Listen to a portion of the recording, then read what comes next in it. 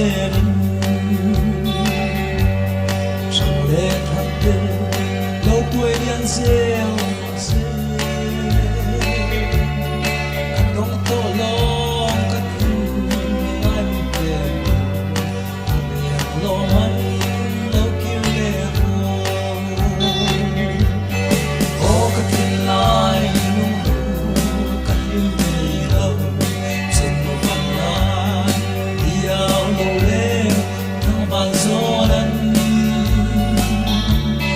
ra tiếng ru tin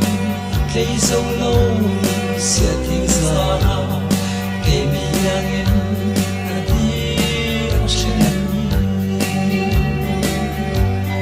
thằng bạn về xa thăng trong môi quỷ tiếng ru lại sắp chúa nó chân ai lâu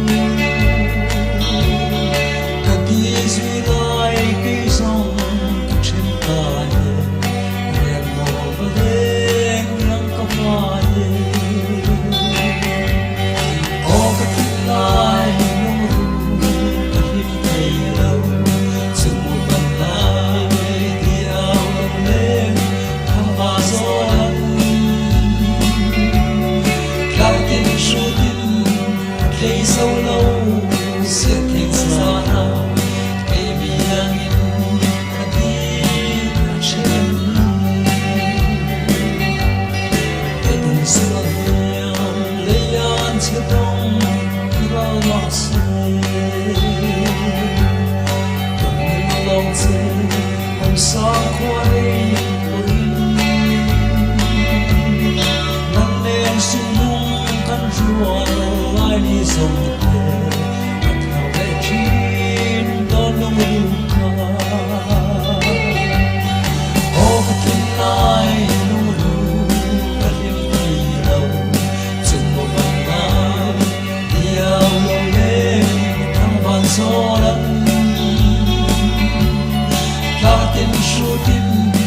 thấy sâu lâu sẽ tiếng xa cây mi angin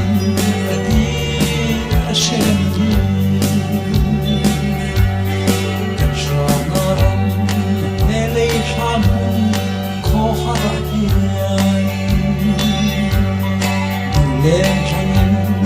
cây chỉ biết non mà la bia ra rắm non trên lâu dài